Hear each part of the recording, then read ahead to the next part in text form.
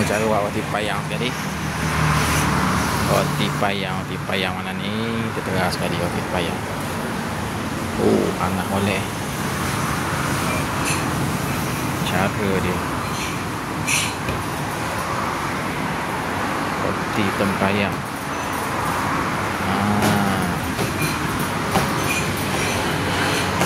Cara dia, cara-cara.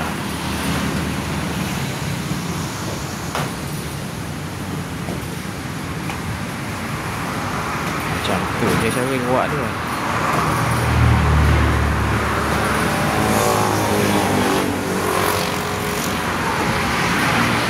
Itu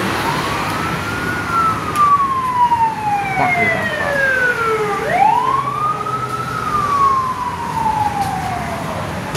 Oh,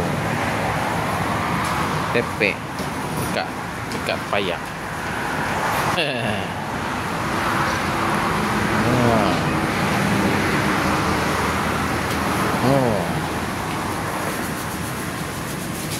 Oh, melekat. Tak pernah tengok lagi. Duk mana Duk olo-olo tangan. Ni api kurang. Oh. Api kurang dah. Ui. Awak-awak ni. Panas. Oh, betul. Olek payang dia ni. Olek dia lekat tau. Sama duduk situ. Lokok sikit. Style dia dah. Boleh jatuh. Kena boleh jatuh.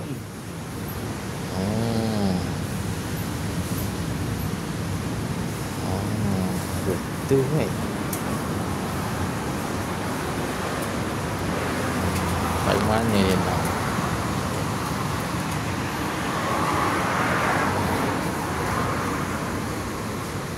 Ni kelembung juga. Tapi kurang. Baru tambah lagi sekejap. Selok kat ni tak ada orang hujan ni. Oh ya. Dia tunggu apa ni? Tapi Raya Cina, raya puasa ke? Orang ramai pula orang. Orang nak balik hujan ni. Musim-musim lain ni. Tak tahu apa nak jalan. Duk main hujan. Panas awal ni. Merah nyala. Ini baru dia.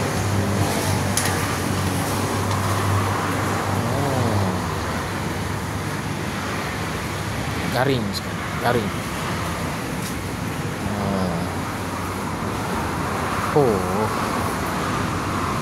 Oh, sedap.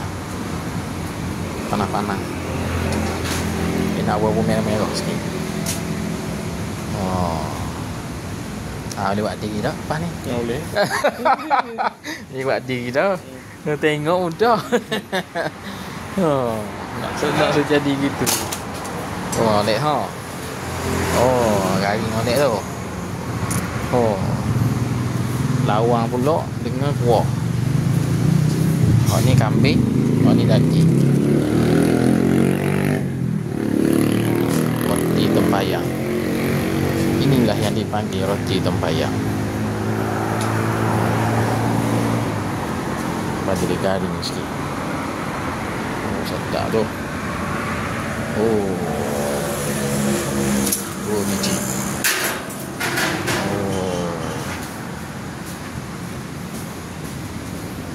Panas. Panas. Roti tempayang. Mana ni kita makan roti tempayang. Roti tempayang. Wah, kari kambing dengan daging. Okey, beres.